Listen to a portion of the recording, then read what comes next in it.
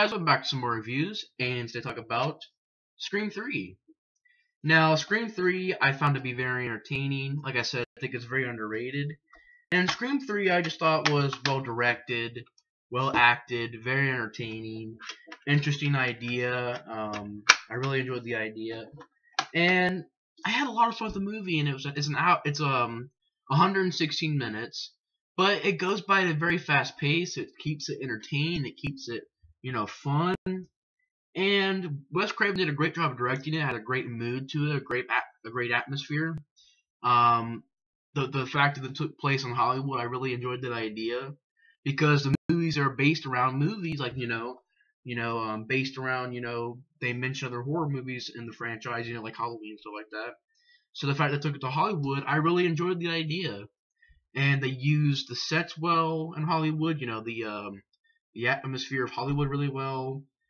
Certain ideas that they're making pretty much this movie Stab, and I think it's actually I don't know if it's I think it's Stab 3, and while they're there you see like the sets they're on and stuff like that, and pretty much what it's about is you've got David Arquette up in Hollywood, and he's pretty much there helping with the movie. They're making Stab 3, and I think you got Lance Henriksen in there as well as playing.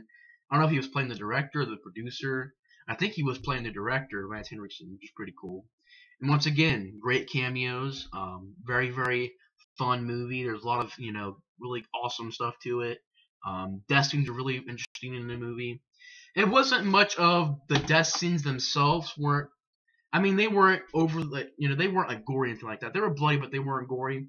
But what I really enjoyed is that they used the atmosphere very well with the kill scene, like death scenes.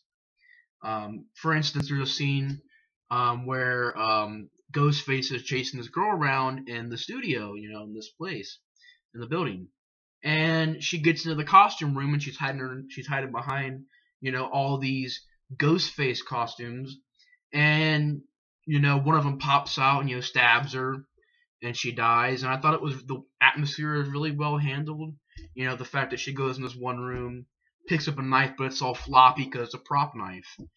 Picks up one, machete. I think it's made out of plastic or something like that because they're all props. And I like the idea, and I really enjoyed the idea. And I know this is probably gonna shock people, like, what? You like this idea? I like the idea of the multiple voice changer on his. He pulls it out and can switch the voices of many people to make the characters get deceived. And I just thought it was a entertaining idea. Is it realistic? I mean, I don't really think it's realistic at all.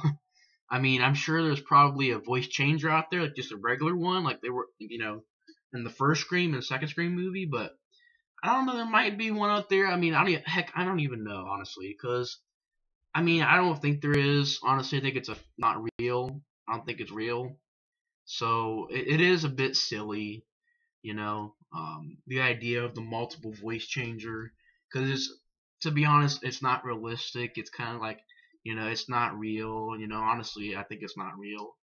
And if it is real, then holy crap. But yeah, it just doesn't seem that realistic. But the idea is fun. The idea of the multiple voices. I think it was pretty fun idea. And like I said, they handled the movie very well. They directed it well. Wes Craven directed it well, and I thought it was well made. And of course, you've gotten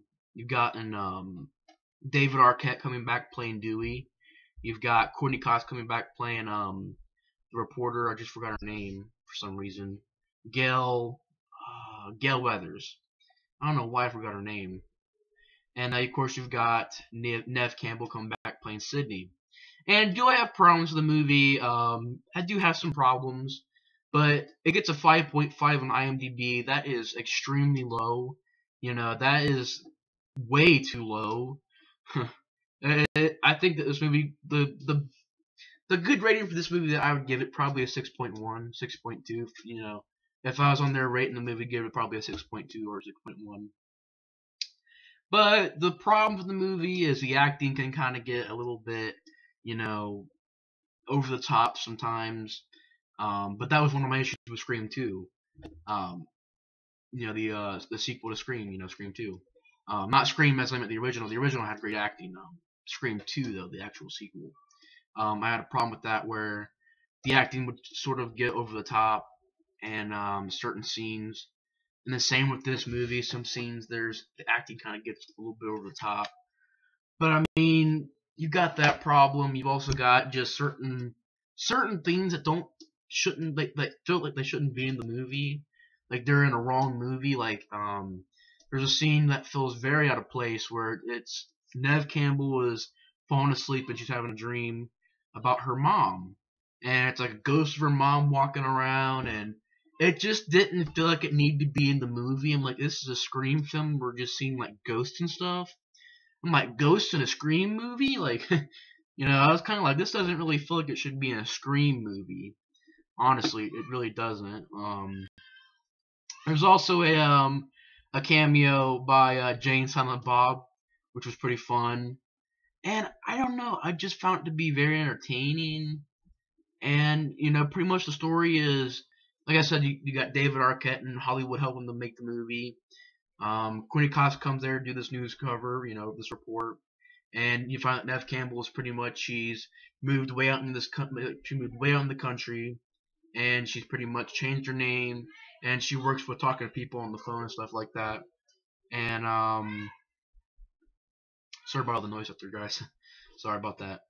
But pretty much Nev Campbell handles. She talks to people that are having troubles in their life, like some people calling about just people having troubles in their life. Boyfriend broke up with them, girlfriend broke up with them, whatever. Something happened to her, sad.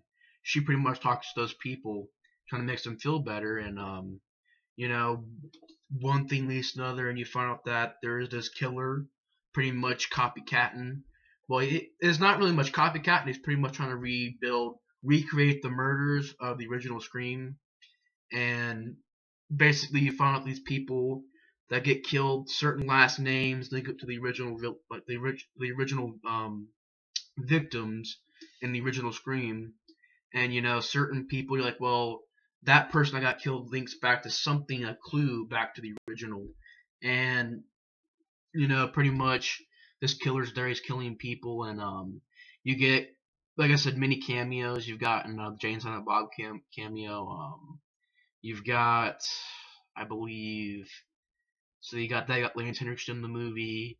You've also got the guy Krunk from Emperor's New Groove. He was also in Ted. He was also in I think he's in Ted. He's been in a lot of movies. In Men in Black 2. I can't remember his name right now. I think it's Patrick Warburton. Yeah, Patrick Warburton. He's been in a lot of movies. But he pretty much plays security guard. Fun character. Is all pretty much guarding, pretty much keeping David Arquette away from this girl. And you got his cameo. You got the guy from Hatchet. I can't remember his name though. I'm sorry. I'm trying to remember the name. This guy was in Hatchet. It was like Dylan or something like that. I can't remember. Try to find his character on here. Yeah, he was in Hatchet, but he played the guy's best friend in that movie. See, the bad thing about these Scream movies, as far as when they're on IMDb, it's a great series, but when IMDb, it's not necessarily Screams the series. It's not necessarily the movie's fault, but it's just the fact that IMDb messes up the freaking cast list, because you have like the main cast members all the way at the bottom of the list, and you've gotten the minor ones sort of up to the top a little bit. I think it's Dion Richmond. Yeah, Dion Richmond. He's been in Hatchet, not another teen movie, Van Wilder Party, Leeson, whatever. He's been in Hatchet though. I remember that the part he did in Hatchet, and he's a likable character. And pretty much, they're filming this movie there. There's like a lot of good chase scenes, a lot of interesting scenes in the movie. The scene where she's in the house and she runs, opens the door, there's no room there. She pretty much falls out of the door onto the bed below. She keeps running. just fun scenes, and death scenes that were interesting, like the beginning of the movie where you know the character Cotton thinks that it's his girlfriend talking to him. Well, it's his girl talking to him, and then it ends up being the killer. The killer kills his girlfriend, and then Cotton gets home, and then Cotton arrives to the house, and then Cotton gets killed, and pretty much people are getting killed. There's this girl who's playing Gale Weathers in the movie. She gets killed because there's an incident where there's a two-way mirror, and they can't see her and they can't hear her, and she pretty much gets stabbed and thrown to the to the mirror. Um, I thought that Gale Weathers and Dewey had a lot to do in the movie. They played a very important roles in the movie. Another problem with the movie is that Sydney, the character Sydney, is not in the movie that much. I mean, she's in it, but she really doesn't do that much. She's mostly either at her country house, or when she finally gets there, she doesn't really do that much. I think it was because she was filming another movie at this time, so she had to do this movie and that movie, and she didn't have a lot of time to work on the movie. So the movie is a little bit more focused on David Arquette and Courteney Cox's characters. And I really enjoyed the characters. They're very likable characters. And then pretty much one thing leads to the other. They get to this pretty much this like mansion at the end of the movie, and people are dying, and it comes down to pretty much David Arquette, Sydney, and Courteney Cox's character, Gale Weathers. They pretty much find this killer was pretty much the long lost brother to Sydney's character, and it was because I guess something happened where when the mom got murdered, I guess he ran away or something like that, or he kind of just stayed away. And it was a little bit of a twist that was sort of like, really? I mean, it wasn't total crap, but I mean, it was sort of like, wow, gave us all those suspects, and it ends up being someone completely, I mean, the character was in the movie. I think he played like the producer or something like that. But he was pretty much playing a different character. Like he was the same character, but he had like a different identity. Like, it's hard to explain. He played the producer, but at the end of it, he ends up really, really for real being, and really being the long lost brother to Sydney, which was kind of like, okay, you give us all those suspects and find out this guy who was the producer, but at the end of the movie ends up finding out that producer character wasn't even real. That the real character was this long lost brother, and pretty much they kill him. Pretty much they get into a fight, and they get to the end of the movie where pretty much Sydney shoots him and stabs him, because he doesn't die, so she stabs him. Of course, they walk out, and Dewey, Gale Weathers, and Sydney, they live, and the movie ends. And I just thought it was well made. Like I said, I can keep repeating myself. Sorry about that. I really don't have much else to say about the movie. It's just, it's well made. It's definitely a great sequel in my opinion. And yes, I do enjoy it a little bit more than Scream 2, which I know people are like, what? Really, man? Scream 3? Awful sequel, terrible sequel. Not me. I think it's a great sequel. I think it's actually really good. I thought the pace was a little bit more faster. Things started to happen more than Scream 2. Scream 2 took a little bit longer for things to happen here. It just seemed like bam, bam, bam. Things were happening fast, just wasn't, slouching around. The pace didn't get sluggish at all that much.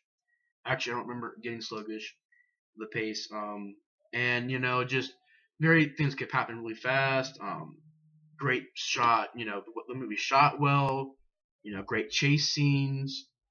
Great cast, great acting, great music, awesome score, and I just don't know what else to say other than it's a great sequel. And yeah, if you haven't seen Scream 3, definitely recommend it. It's a great movie, and yeah. So guys, thanks for watching my review for Scream 3, and I'll see you guys on the next review. Bye guys.